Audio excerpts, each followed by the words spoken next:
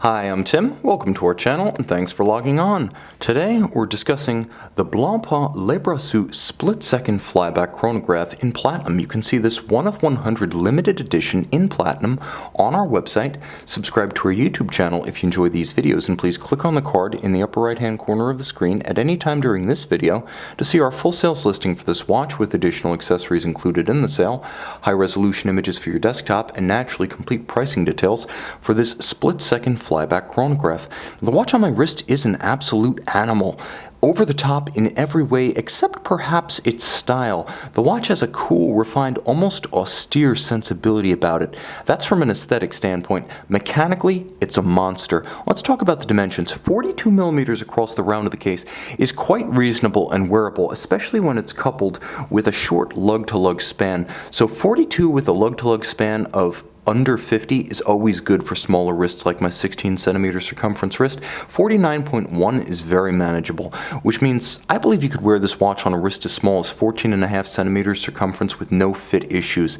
I also believe that the watch is thin enough, not thin, but at 15.2 millimeters thick with that generously double-stepped bezel, it'll easily fit underneath a sport jacket or a blazer or a suit jacket cuff. Not the dress cuff beneath, but certainly the jacket cuff, and that's all you really need to wear a watch with formal attire. Now, it is hefty on the wrist. Thanks to the short cropped lugs, though, it doesn't feel or appear as though it's flaring out over the wrist. It doesn't feel like it's trying to take over your forearm. You can see what I'm talking about in profile. The lugs are short and tightly downturned. The watch has a handsome and remarkably rounded design ethic, and we'll get into that in a moment. But let's talk about the ergonomics one more time with respect to strap and buckle. It is a rectangular scale monotone stitch black semi-gloss alligator leather. Now you can see that it features a relatively thin profile, though there is some bolstering. You can see it swells a bit as it approaches the lugs. It is a stiff strap being constructed of exceptionally high quality leather and brand new. So you get everything you pay for and then some, as the underside is rubberized, very supple against the skin. It also isolates the leather from the moistures, the oils, and the grit of the wrist for long-wearing durability. The strap is going to live a long life.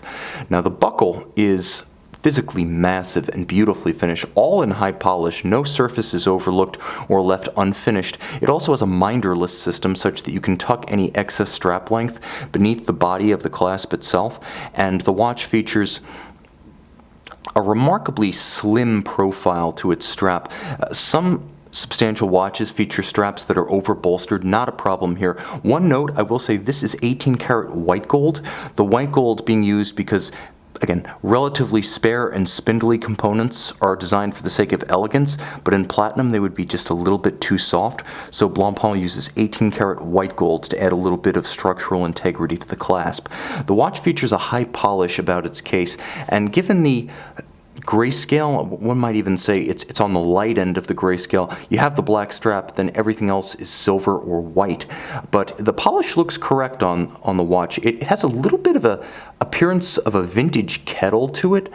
Shades of Beauty and the Beast supporting characters here, but it's also beautifully romantic because that rounded profile and that thick, stocky look gives it a little bit of a pocket watch flair. It's somewhat reminiscent of the old round pocket watches produced by the Valet de Jeu, in which Blancpain is located. The double step of the bezel, however, gives the watch some visual strength.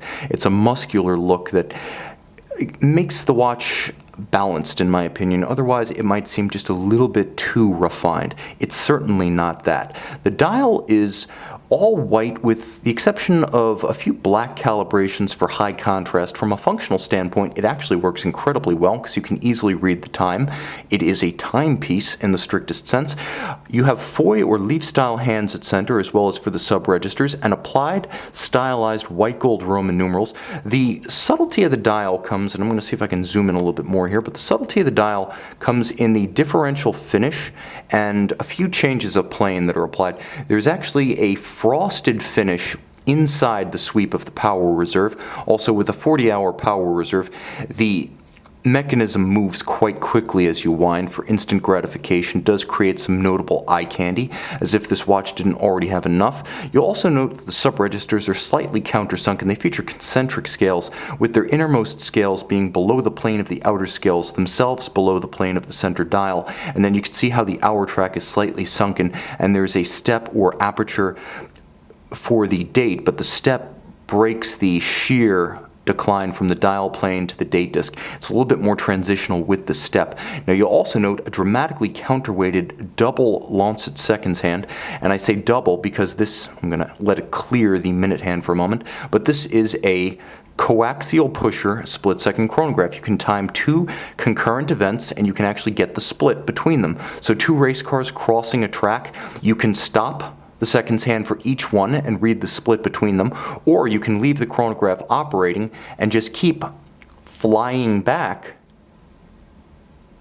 every time the two cars cross, and you'll find out by this means whether the gap between the cars is diminishing or increasing. Now the watch has another cool feature, which is that it's a flyback. So it's both a rattrapant and a flyback. You can, if you just want to time something that occurs rapidly and then restarts, you can just reset and restart with a single pusher. So the watch is both a rattrapant and a flyback. Again, the two terms being very close in meaning, but split seconds chronograph and flyback, just to clarify the difference. There is a quick set for the date, and when we turn the watch over, you can see that it's just as engaging on the case back. Now this is the Blancpain caliber 40F6, 37 joules automatic winding, 40-hour power reserve, dual column wheels. You can see both of them for the split seconds complication. It is a remarkable work of both engineering and artisanal virtuosity, as you'll note. Beautifully rich Côte de Genève across the bridges. There's also an even engine-turned perlage across some of the sub-bridges. Beautiful skeletonized and hand-engraved winding mass. It winds unidirectionally. It has a 21,600 vibration per hour beat rate. It's distantly related to the Frédéric Piguet 1185, but it's been customized both for the sake of Blancpain and for the sake of the split seconds complication. Now there are, of course, two different, and we'll observe them in action. There are two different column wheels.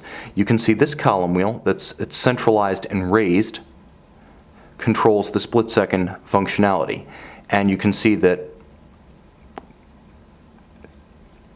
this column wheel in the upper corner, we can reveal that, controls the base chronograph functions. So two separate column wheels, both of them actuate a vertical clutch function selector, which means you have a very smooth engagement. There's no jump to this system when it engages. It simply takes up motion. That's a vertical clutch. There's no inherent play in it because it does not use meshing wheels or teeth. Moreover, if you prefer to simply leave, we may as well fly back. Now we have both seconds together. You can use it as a conventional chronograph too. So if you want to leave your chronograph running so you have easily referenced center seconds, you may note that the watch has no constant seconds indicator. So if you do wish to have something animating your dial at all times, the vertical clutch lets you simply run the chronograph continuously with no additional wear, tear, or hazard to the movement. That's a lot of watch, and Blancpain certainly delivers. Beautifully finished. You can see the execution of the movement is as handsome as it is intricate. This is a watch that you could own for years while continuously discovering nuances in its design, function, and engineering execution. With only 100 made, few will have the pleasure, but you can see and you can own this Blancpain Le Brassus split-second flyback chronograph in platinum on our website.